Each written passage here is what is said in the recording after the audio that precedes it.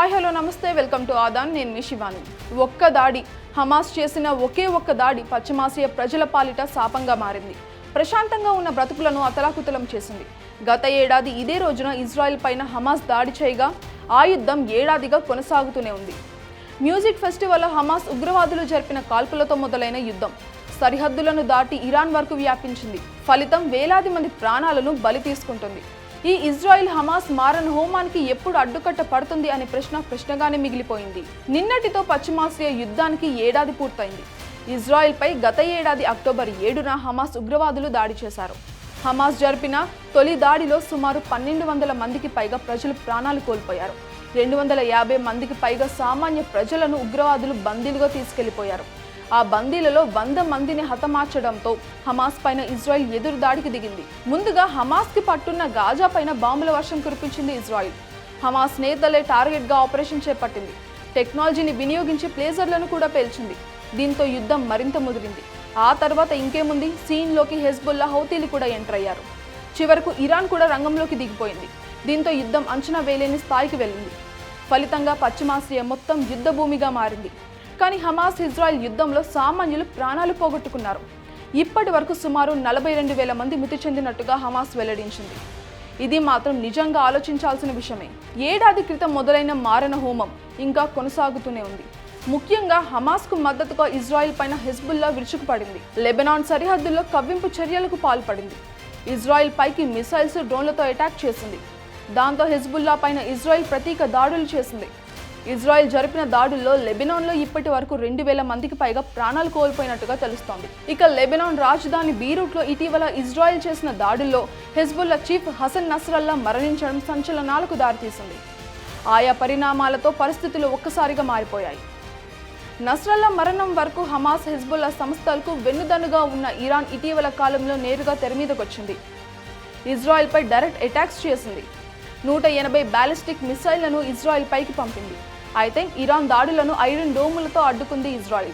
అయినా కొన్ని మిసైళ్లు ఇజ్రాయెల్ భూభాగంలోకి వెళ్లి కల్లోలం సృష్టించాయి. ఇప్పటికీ ఆ భయం ప్రజలను వెంటాడుతుందనే చెప్పాలి. ఇజ్రాయెల్కి కూడా భారీగానే నష్టం సంభవించినట్టు తెలుస్తోంది. దీంతో ఇరాన్ పైన ఇజ్రాయెల్ పట్టరాని కోపంతో రగిలిపోతుంది. ఇప్పటికీ ఇరాన్ పైన దాడులకు ఇజ్రాయెల్ ప్రధాని నేతన్యాహు గ్రీన్ సిగ్నల్ ఇచ్చినట్టుగా ప్రచారం జరుగుతుంది. ఈ క్రమంలో ఏ క్షణమైన ఇరాన్ పైన దాడి జరగవచ్చని భావిస్తున్నారు. అందులోనూ నేటితో దాడి జరిగి ఏడాది పూర్తయింది. ఇక ఇరాన్ పైన ఇజ్రాయెల్ దాడి చేసే అవకాశాలు ఎక్కువగా కనిపిస్తున్నాయి. మొత్తంగా ఇజ్రాయెల్ హమాస్ యుద్ధంతో ఏడాది క్రితం మొదలైన మారణ హోమం విరామం లేకుండా కొనసాగుతూనే ఉంది. గాజాలోని అతిపెద్ద పట్టణ ప్రాంతం శరణార్థ శిబిరమైన జాబాలియాలోకి ఇజ్రాయెల్ బలగాలు చొచ్చుకుపోతున్నాయి. వరుసగా దాడులు చేస్తోంది ఇజ్రాయెల్. అనంతరం అక్కడి ప్రజలను ఖాళీ చేయాల్సిందిగా ఆర్మీ ఆదేశాలు జారీ చేసింది. ఖాన్ యూనిస్ నగరం నుండి కూడా వెళ్లిపోవాల్సిందిగా ప్రజలను ఆదేశించింది. ఈ ప్రాంతంలో వైమానిక దాడులు కొనసాగుతున్నాయని ప్రజలు తెలిపారు. డజన్ల సంఖ్యలో మరణాలు సంభవించాయి. ఇదిలా ఉండగా లెబనాన్ దక్షిణ ప్రాంతంలో జరిగిన దాడిలో 10 మంది అగ్నిమాపక సిబ్బంది మరణించారని లెబనాన్ ఆరోగ్య శాఖ అధికారులు తెలిపారు. ఈ దాడిలో ఇంకా కొంతమంది భవనాల శిథిలాల కింద చిక్కుకుపోయారని తెలుస్తోంది. బారాచిట్ పట్టణంలోని మున్సిపాలిటీ భవనంలో సహాయక కార్యక్రమాలలో పాల్గొంటున్న అగ్నిమాపక సిబ్బంది పైన దాడి జరగడంతో వారు చనిపోయారని తెలిపారు. పశ్చిమాసియాలో యుద్ధాన్ని, ఘర్షణలను పరిష్కరించడంలో ప్రపంచ దేశాలు విఫలం అవ్వడం సిగ్గుచేటైన వ్యవహారమని పోప్ ఫ్రాన్సిస్ సోమవారం విమర్శించారు. గాజాలో ఇజ్రాయెల్ దాడులకు ఏడాది పూర్తయిన సందర్భంగా ఆయన ఈ వ్యాఖ్యలు చేశారు. ఏడాది క్రితం విద్వేషాగ్ని రగిలింది. సిగ్గుపడే రీతిలో అంతర్జాతీయ సమాజం వైఫల్యం కారణంగా ఇది హింసను చిమ్ముతోంది. ఈ విషాదానికి స్వస్తి పలకడంలో ప్రపంచ అగ్ర దేశాలు విఫలమయ్యాయి అని ఆయన రాసిన బహిరంగ లేఖలో శాంతి గురించి పేర్కొన్నారు. దాడులతో ఏడాదిగా రగులుతున్న పశ్చిమాసియాలో శాంతి పునరుద్ధరణ తక్షణ అవసరమని అమెరికా అధ్యక్షుడు జో బైడెన్, అధ్యక్ష అభ్యర్థి కమలా హారిస్ సన్నాయి నొక్కులు నొక్కారు. శాశ్వత శాంతి స్థాపనకు దౌత్య పరిష్కారం ఒకటే ఏకైక మార్గమన్నారు. ఏడాది పొడవునా సాగిన ఈ దాడుల్లో అనేక మంది సామాన్యులు ఇబ్బందులు పడ్డారని బైడెన్ ఒక ప్రకటనలో ముసలి కన్నీరు కార్చారు. మరోవైపు హమాస్, హెజ్బుల్లా, ఇరాన్లకు వ్యతిరేకంగా ఇజ్రాయెల్ భద్రతకు అమెరికా పూర్తిగా కట్టుబడి ఉందని ప్రకటించారు. అక్టోబర్ 7న పాలస్తీనాలకు చీకటి రోజుగా అభివర్ణించారు. గాజాలో కాల్పుల విరమణ సాధించే వరకు తాము విరమించబోమని చెప్పారు. గత ఏడాది కాలంగా సాగిన నరమేధానికి ఇజ్రాయెల్ మూల్యం చెల్లించక తప్పదని టర్కీ అధ్యక్షుడు ఎర్డోగన్ హెచ్చరించారు. ఈ రోజు కాకపోతే రేపైనా తాను చేసిన దారుణాలకు అక్రమాలకు తగిన మూల్యాన్ని చెల్లిస్తోంది అని అన్నారు. ఈ మేరకు ఆయన ఎక్స్లో పోస్ట్ పెట్టారు. ఈ యుద్ధం పైన సర్వత్రా వ్యతిరేకత వ్యక్తమవుతుంది. యుద్ధంలో వేలాది మంది ప్రాణాలు కోల్పోతూ ఉండగా లక్షలాది మంది ప్రజలు నిరాశ్రయులు అవుతున్నారని అంటున్నారు ప్రజలు. అమెరికా సామ్రాజ్యవాద ముసుగులో ఇజ్రాయెల్ యుద్ధకాండ కొనసాగిస్తోంది అని దుయ్యబట్టారు. గాజాపై జరిపిన దాడుల్లో 50,000 మంది మరణిస్తే 75% వృద్ధులు, పిల్లలే ఉన్నారని తెలిపారు. అంతర్జాతీయ న్యాయస్థానం, ఐక్యరాజ్య సమితి హెచ్చరించిన దాడులు ఇజ్రాయెల్ ఆపకపోవడం దారుణం అంటున్నారు. ఇజ్రాయెల్ నడుపుతున్న ఈ యుద్ధం ఏడాది నాటిది అని మనం అనుకుంటున్నాము, కానీ ఈ యుద్ధం 100 ఏళ్లు నాటిదని చరిత్ర బట్టి చూస్తే తెలుస్తోంది. అసలు ఈ యుద్ధం ఎలా మొదలైందో ఒక్కసారి చూద్దాం. యూదులు పాలస్తీనా ప్రాంతాన్ని తమ పూర్వీకులు నివాసంగా చూస్తారు.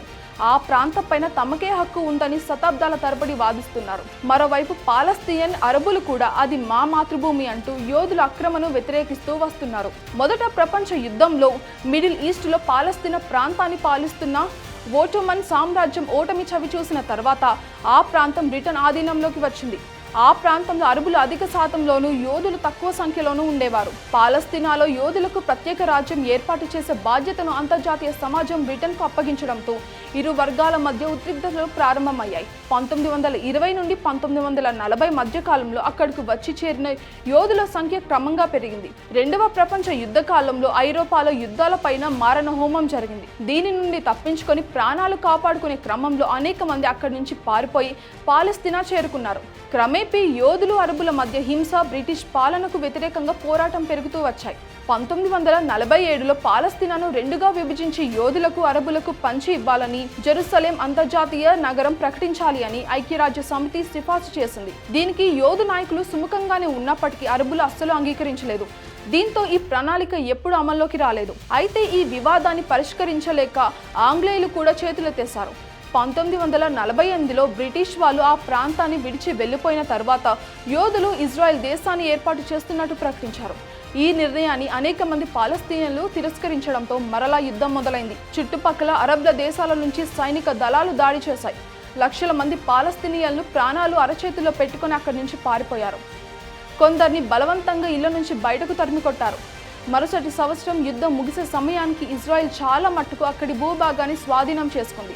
వెస్ట్ బ్యాంక్ అని పిలిచే ప్రాంతాన్ని, జోర్దాన్, గాజా ప్రాంతాన్ని ఈజిప్ట్ ఆక్రమించుకున్నాయి. జెరూసలేం రెండుగా విభజించి పశ్చిమం వైపు ఇజ్రాయెల్ దళాలు, తూర్పు వైపు జోర్డాన్ దళాలు పంచుకున్నాయి. ఇప్పటికీ అక్కడ శాంతి ఒప్పందం కుదరలేదు. ఇరు వర్గాల వారు ఒకరిని ఒకరు నిందించుకుంటూనే ఉన్నారు. తర్వాతి కాలంలో మరిన్ని యుద్ధాలు, మరిన్ని పోరాటాలు, మరిన్ని వివాదాలు నెలకొన్నాయి.